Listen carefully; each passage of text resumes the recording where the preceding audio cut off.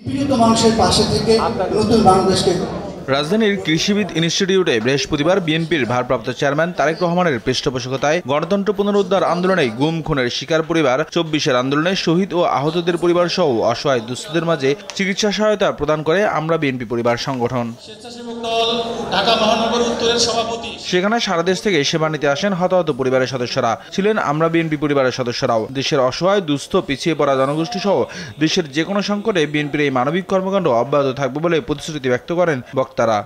যে আগামী যে নির্বাচনটি হচ্ছে, এই নির্বাচনে যাতে আমাদের শত্রু, অদৃশ্য শত্রু যারা আছে, তারা যাতে আমাদের ক্ষতি না করতে পারে, আপনাদের সে বিষয়ে সজাগ থাকতে হবে। আমরা যদি এই মানবিক নেতার অধীনে এই বাংলাদেশ পাই, আমরা বিএনপি পরিবারের নেতৃত্বে সকল সদস্যদের, শহীদদের পরিবারকে এবং যারা পঙ্গু, যারা আহত এবং অসহায় পরিবার রয়েছে, তাদের পাশে আমরা বিএনপির পরিবার সারা জীবন থাকবে যতদিন বাংলাদেশ আছে। রোজকার সাধারণ খাবার এখন হবে অসাধারণ। প্রাণ স্বাদের মশলা, স্বাদ বাড়ায়, ঘ্রাণ ছড়ায়। এই আশ্বাস আপনাদের সামনে দিতে চাই যে ওই পরিবারগুলোকে তারেক রহমান তার নেতৃত্ব থাকা অবস্থায় আমরা বিএনপি পরিবার সুদূর প্রসারী কাজগুলোকে অব্যাহত রাখবে এবং এই সকল পরিবারের পাশে থাকবে, এই আশাবাদ আমরা ব্যক্ত করতে চাই। এবং আমরা কিন্তু ভালো নেই। আমি বলতে চাই খুব দ্রুতই একটি সুষ্ঠু নির্বাচন হোক এই বাংলাদেশে। যতই দেরি হবে ততই ষড়যন্ত্র হবে।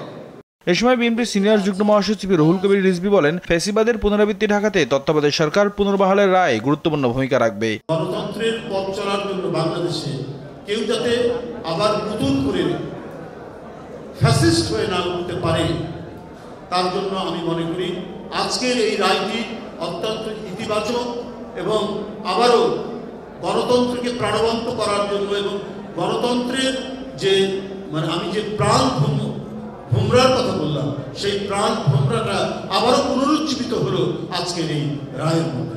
এদিকে সকালে ঢাকা বিশ্ববিদ্যালয়ের বটতলায় ফ্রি মেডিকেল ক্যাম্পের উদ্বোধন করেন বিএনপির স্থায়ী কমিটির সদস্য আমির খসরু মাহমুদ চৌধুরী। পরে সাংবাদিকদের বলেন, তত্ত্বাবধায়ক সরকার পুনর্বহালের রায় বিএনপির দীর্ঘ আন্দোলনের ফসল। বাংলাদেশের মানুষ একটা নির্বাচিত সরকারের অপেক্ষায় আছে, যেই সরকার তাদের দ্বারা নির্বাচিত হবে, যেই সংসদ তাদের দ্বারা নির্বাচিত হবে এবং যারা তাদের কাছে দায়বদ্ধ থাকবে, জবাব দিয়ে থাকবে।